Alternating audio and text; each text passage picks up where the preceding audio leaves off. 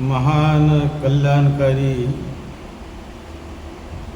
बहुत बड़ा जीवन को धन्य धन्य करने वाला महान मार्ग, महान धम्म परम पूज्य बोधिसत्व डॉक्टर बाबा साहब अम्बेडकर जी के विशेष अनुकंपा से, उनके वजह से इतना बड़ा धम्म मिला है हमें कि वो सारे जीवन का हर एक व्यक्ति का परम कल्याण करने की अपार शक्ति इस सद्धम्म में समाई हुई है। कोई भी आदमी हो, कैसा भी हो, वो बदलेगा ही, बदल जाता है। इतनी बड़ी शक्ति धम्म में है। अंगुलीमाल बदल गया, राजा अजातशत्रु बदल गया। अजातशत्रु बड़ा सामर्थ्यवान राजा था। राजगिरी में उसकी राजधानी थी और गिज्झकूट पर्वत पर उस समय तथागत बुद्ध भिक्षु संघ के साथ रहते थे, लेकिन वो बड़ा विरोध करता था। बुद्ध को मारने का भी उसने संकल्प किया। देवदत्त के कहने से वो बहक गया और बुद्ध के विरुद्ध में उनको मारने तक की उनकी भूमिका थी। लेकिन वो कैसे बदल गया? कभी उसने बुद्ध को देखा नहीं था, केवल सुना था दूर से। लेकिन जब वो देखने के लिए गया, मिलने के लिए गया, इतना बड़ा परिवर्तन उसमें होता है।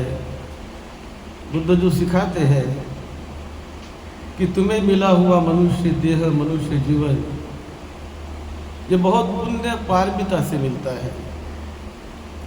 हर एक के पास बड़ी शक्ति है, उसको समझो, उसको जगाओ और जगा कर अपने जीवन को धन्य धन्य करो। कैसे जगाओगे?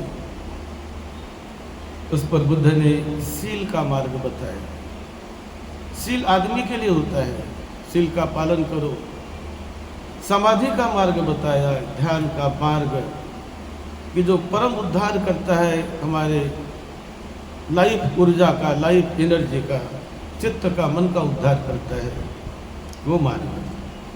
फिर उसमें इंद्रिय संवर, सील और समाधि, प्रज्ञा, ऐसे बड़े ऊंचे ऊंचे एक से बढ़कर एक ऐसे रास्ते तथागत बुद्ध ने बताए। ध्यान भी इसी शरीर के द्वारा किया जाता है। प्रथम ध्यान, कैसा उसका लाभ होता है, द्वितीय ध्यान, तृतीय ध्यान, चतुर्थ ध्यान, विपश्यना ज्ञान। विपश्यना भी शरीर के बाहर नहीं होती। मनुष्य ही विपश्यना को कर सकता है और बड़ा लाभ भी मिलता है। और उसके बाद यदि हम विपश्यना आदि ध्यान के रास्ते पर जाते हैं तो अंतर्दृष्टि कैसे खुलती है, मन कैसे अपने पकड़ में आ जाता है, कैसे उसे पकड़ना चाहिए, और मन को पकड़कर उसे जानकर समझकर अपने मुट्ठी में लेकर कैसे उसका उपयोग अपने वर्तमान जीवन में अपने कल्याण के लिए और सभी के कल्याण के लिए कैसे करना चाहिए, ये बात बुद्ध ने सिखाई है। मनोमय रिद्धि ज्ञान, रिद्धि सिद्धि बोलते हैं।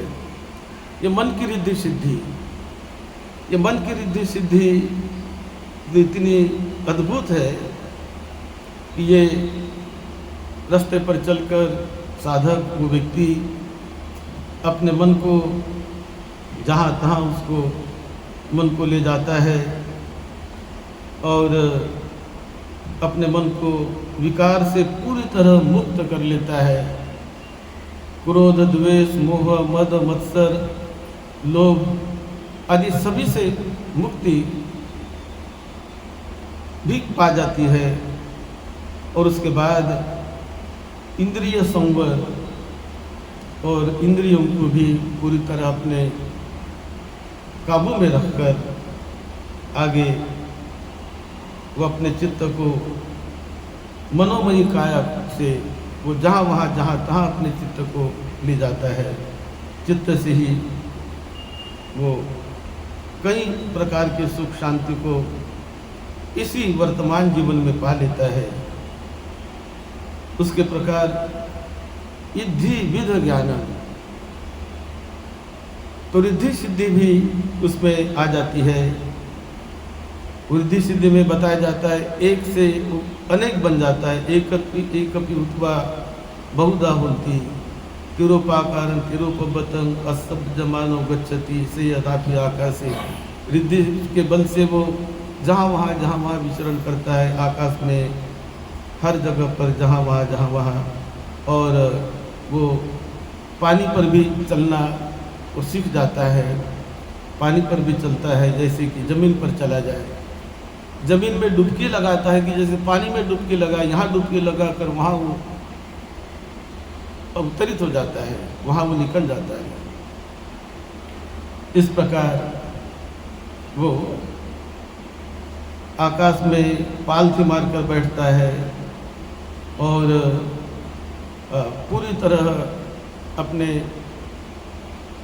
इद्धि इंद्रियों को रिद्धि सिद्धि के बल से वो बहुत लाभी बनता है, बहुत लाभ उसका होता है।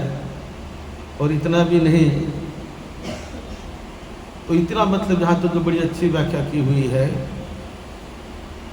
तिरो कुंडन तिरोपाकारं तिरोपबतं असज्जमामि गच्छति से हेतापि आकाशे। जैसे आकाश में जैसे चला जाता है, आकाश में वो भ्रमण करता है, पर्वतों में भ्रमण करता है, पानी में, जमीन पर। और इतना ही नहीं, तो आगे बढ़ते बढ़ते वो तो कहते हैं पृथ्वी निमुज्जमुज्जं करोति सेतापि उदके भी अभिजमाने गच्छति सेतापि पृथिव्या आकाशे भी पल्लंके न कमति सेतापि पक्षी शकुनो। इमे चंदीम सूर्य एवं महिदिको एवं महानुभावो। ये चंद्र और सूर्य इतने महान है, लेकिन वो चंद्र को भी स्पर्श करता है, सूर्य को भी स्पर्श करता है। इतनी शक्ति उसमें जग जाती है।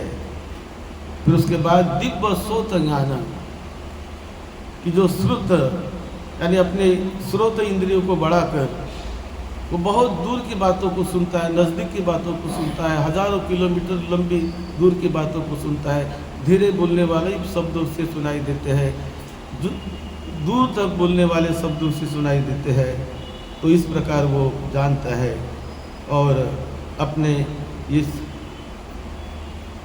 स्रोत धातु को वो बड़ा विकसित करता है।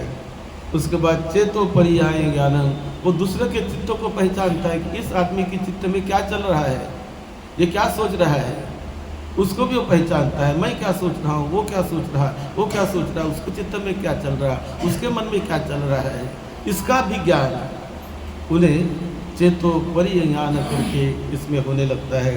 तो वे निवासानुसति ज्ञान, वो अपने पूर्व जन्मों को जानने लगता है। मेरा एक जन्म कैसा, दूसरा जन्म कैसा, इसके पहले मैं कहा था, उसके पहले कहा था, उसके पहले कहा था।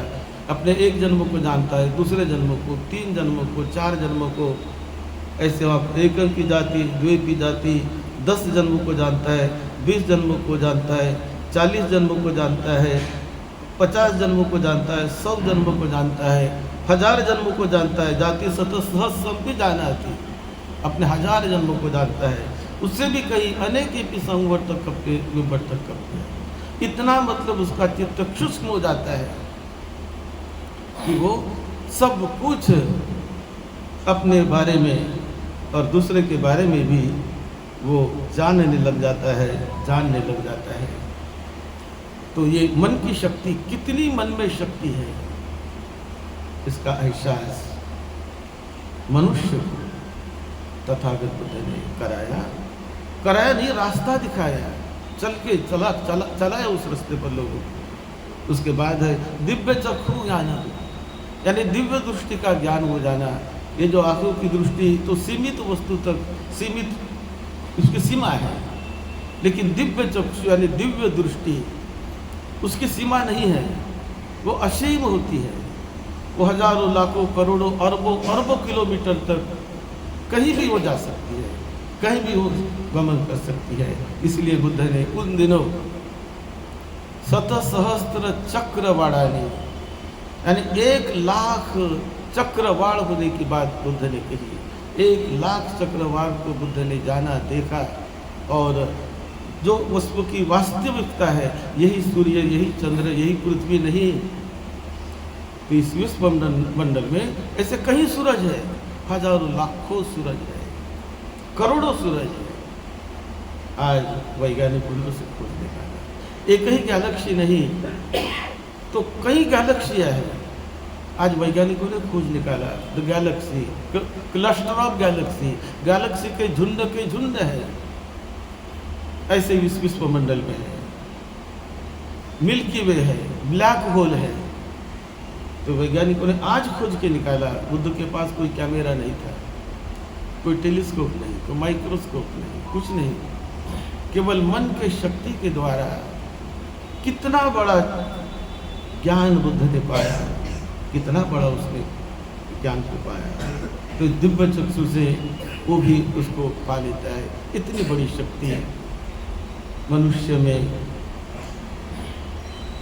निर्माण की जा सकती है, ये संभावना और रास्ता तथागत बुद्ध ने बताया। और आसव अक्षय यानम, और आश्रव, कामाश्रव, भवाश्रव, अविद्याश्रव, यानी कुछ भी ऐसा धब्बा विकार का, क्रोध का, द्वेष का और आश्रवों का चित्त में नहीं रहता, पूरी तरह वो निर्मल हो जाता है। ऐसी परम उच्च अवस्था तक जाने का रास्ता तथागत बुद्ध ने बताया, स्वयं चले, औरों को बताया, और कई लोगों ने उनका साक्षात्कार किया। ये बात जब अजातशत्रु को तथागत बुद्ध ने बताई, ये सुनकर अजातशत्रु सारे विकारों से एकदम मुक्त होकर श्रोतापन्न अवस्था की अवस्था तो पहुंच सकता था, लेकिन नहीं पहुंचा। उसने सुन लिया। बहुत वो धन्य हो कि मैंने कभी ये सुना नहीं, कभी जाना नहीं कि ऐसे भी लोग भिक्षु संघ में होते हैं, ऐसे भी रास्ता तथागत बुद्ध बताते हैं। तो जानकर बड़ा प्रसन्न हुआ, और वो इसलिए उस समय उसको लाभ नहीं हुआ। नहीं तो बुद्ध को सुनकर एक ही प्रवचन में बहुत लोग श्रोतापन्न बनते, संकृतागामी बनते, अरहत बन जाते हैं। लेकिन ये नहीं बना, क्योंकि इसने अपने माता पिता की हत्या की थी किसी एक जन्म में, पहले भी और इस जन्म में ही। क्योंकि जो पिता राजा बिंबिसार, तो बिंबिसार की उन्होंने हत्या की थी लोभ के कारण, और उसके परिणाम स्वरूप उस फल को नहीं पा सका। लेकिन उसके बाद वो फल को पाएगा। सुन लिया उसने रास्ता, उसको मुक्ति मिल ही जाएगी, ये भी तथागत बुद्ध ने बताया। तो इस प्रकार ये बुद्ध का जो धर्म है, बहुत बहुत ऊंचाई तक व्यक्ति को, आदमी को पहुंचाने वाला है। शील का, समाधि का, प्रज्ञा का अभ्यास, और ये मन को जानने का अभ्यास, विपश्यना का अभ्यास, ये तथागत बुद्ध ने हर एक व्यक्ति के लिए सिखाया। तो जो व्यक्ति जितना चले उतना वो लाभी बनता है, उतना उसका कल्याण होता है। हमें भी इसी विषय पर मुझे जो लिखना है उस पर ही हम रिसर्च कर रहे हैं। लिखना है the state of mind, Mandan and super Mandan, supra Mandan state of mind, how the person attained the supramundal state, what is the way, what is the path, and how they can attain such kinds of highest spiritual attainments. So that's the thing I have to find out on the base of Tripitaka and on the base of Buddha Vaidya. उस पर हमारा प्रयास चल रहा है। आज हमेशा की तरह यहाँ पर आकर आप सब लोगों ने ध्यान भावना की, और अब हम थोड़ी मंगल मैत्री भी करेंगे।